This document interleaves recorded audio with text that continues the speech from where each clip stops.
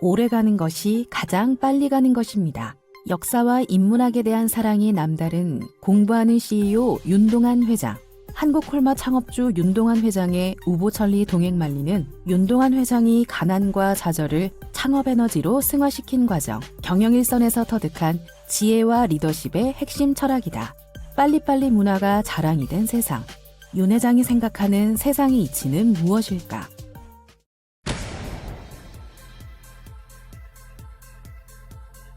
가난이 언제 가장 아플까? 남보다 좋은 집, 좋은 옷을 갖지 못할 때가 아니다. 공기나 물, 전기처럼 보통 사람은 갖고 싶다는 생각조차 들지 않는 것을 바라야 하는 그때가 가장 아픈 것이다. 윤동한 회장이 고등학교 2학년이었을 때 대부분의 학생들이 가는 수학여행을 포기한 적이 있었다. 그날 아침, 동생이 수업료 문제로 어머니와 언성을 높이는 광경을 본 그는 차마 수학여행을 가겠다는 말이 나오지 않았다. 수학여행을 안 가는 녀석들은 학교 목장에서 실습이 있다. 집에 있지 말고 등교해라. 선생님의 지시에 그는 목장으로 향했다. 말이 좋아 실습이지 목장 청소를 하고 젖소에게 먹이를 주는 봉사.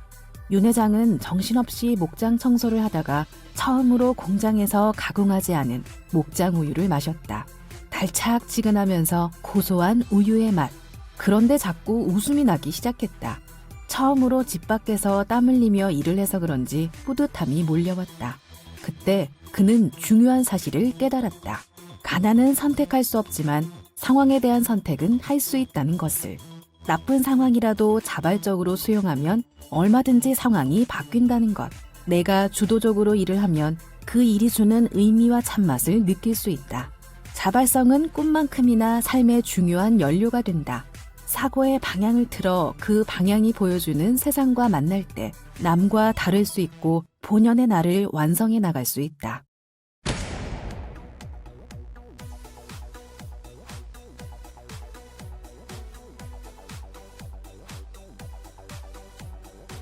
하늘은 녹 없는 사람을 내지 아니하고 땅은 이름 없는 풀을 기르지 아니한다는 뜻. 명심보감에 나오는 구절이다. 윤동한 회장은 이 구절을 보며 사람과 직원들에 대해 생각한다. 인재는 정해진 것이 아니라 누구나 될 수 있으며 그러기 위해 리더는 사람을 볼 때 장점을 먼저 보는 훈련을 해야 한다. 왜 요즘 청년들은 대기업이 아니면 가려고 하지 않을까? 연봉과 복지의 차이 때문이기도 하지만 성장의 격차가 더 큰 원인이다. 대기업에 다니는 친구는 해외로 워크숍도 가고 직무교육도 받아서 성장하는 게 느껴지는데 자신은 일만 하는 것 같은 생각이 들면 자존감이 떨어질 수밖에 없다. 작은 기업들도 직원을 성장시킬 수 있는 환경을 조성해야 한다. CEO들이 생각을 전환해야 하는 일이다. 보통 중소기업들은 대기업만큼의 여유가 없기 때문에 직원들 교육은 엄두를 내지 못한다고 생각하지만 뜻을 모으면 할 수 있다. 한 기업에 5명씩, 10곳의 중소기업이 뜻을 모으면 50명이 된다. 공동구매를 하면 제품을 싸게 살 수 있고 생산 수량이 많아질수록 단가 비용이 줄어드는 규모의 경제가 공동 배움에도 적용된다.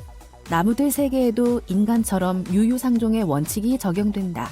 큰 나무는 큰 나무끼리 살고 작은 나무는 작은 나무끼리 살아야 생존이 가능하다. 하지만 사람은 다르다. 큰 사람 옆에 있으면 많은 것을 보고 익힘으로써 성장을 꾀할 수 있다. 큰 사람 곁에 있으면 덕을 보는 것. 윤동한 회장은 이것을 인장지덕의 법칙이라고 부른다. 이때 큰 사람과 작은 사람이 정해져 있는 것은 아니다. 함께 배우면서 서로에게 큰 사람이 되어주는 것. 이것이 교육의 힘이고 어른들이 후배에게 해줘야 할 책무이다. 빨리빨리 문화가 좋기만 한 걸까? 어느 구간에 서 있든 방향만 바르다면 목표를 실현할 수 있다. 단, 속도에 대한 욕심을 내려놓아야 한다. 누군가 윤동한 회장에게 그동안 살면서 얻은 지혜 중 하나만 꼽으라고 한다면 그는 우보천리의 힘이라고 답할 것이라고 말했다. 소걸음으로 천리를 간다는 뜻. 토끼걸음으로 백리를 가는 삶보다 소걸음으로 천리를 가는 삶이 더 많은 가치를 담아낸다. 인생은 얼마나 빨리 이루었느냐보다 얼마나 많은 것을 담아냈느냐에 따라서 그 사람의 공적을 평가한다. 소걸음으로 천리, 불확실한 세상 속 우보천리의 삶을 지향해야 한다.